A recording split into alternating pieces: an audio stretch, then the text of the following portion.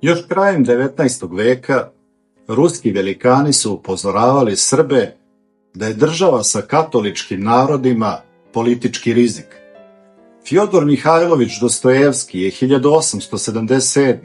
u Piščevom dnevniku pisao da Srbi nakon oslobođenja od Turaka ne smeju da grade samostalno novu državu sa onima koji bi svoje temelje zasnovali na klevetanju Rusije. Njegove reči nisu bile puka literatura, bile su proročanstvo. Slično je mislio i Konstantin Pobjedonoscev, duhovni savjetnik cara Aleksandra III.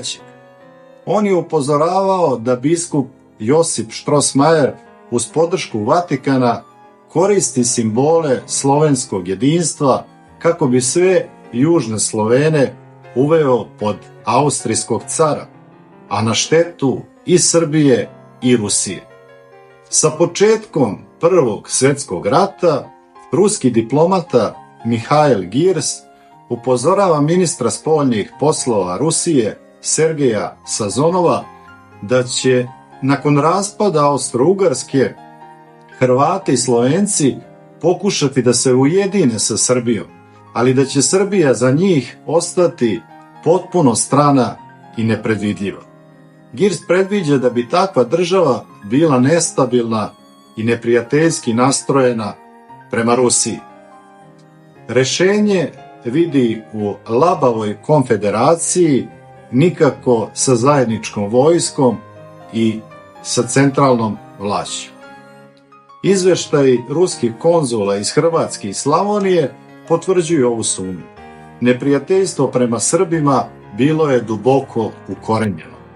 Zato je ruska politika u ratnim godinama bila usmjerena na jačanje Srbije, prisjedinjenje Bosne, Hercegovine i dela Dalmacije, bez pominjanja zajedničke države sa Hrvatima i Slovencima. Ministar Sazonov bio je najglasniji protivnik Jugoslavije. Na osnovu ruskog iskustva sa katoličkim narodima smatrao je da bi mala katolička država Hrvatska postala oruđe zapadnih sila protiv pravoslavnih Srba. U pregovorima je otvoreno govorio da Rusiju ne interesuje sudbina Hrvata i da Srbija treba da izađe na Jadran bez ustupaka katoličkim susedima. Ni smena ministara nije promenila politiku. Njegov naslednik, Boris Štjumer, nastavlja istu liniju, dok specijalno političko odeljenje upozorava na opasan uticaj Vatikana na katoličke Slovene i opasnost od ujedinjenja sa njima. Dok su Britanija i njeni saveznici aktivno gurali ideju Jugoslavije, dovodeći srpske i hrvatske političare za isti sto. Ruska elita je ostala dosledna. Srbi treba da budu jaki u svojim istorijskim granicama, ali ne i utopljeni u državu sa onima koji im nisu saveznici. Posle revolucije u egzilu, Sazonov je ostao pri svojim uverenjima. Kao i Dostojevski, verovao je da će se Rusija oporaviti, ali i da će Jugoslavija Srbima doneti tragediju.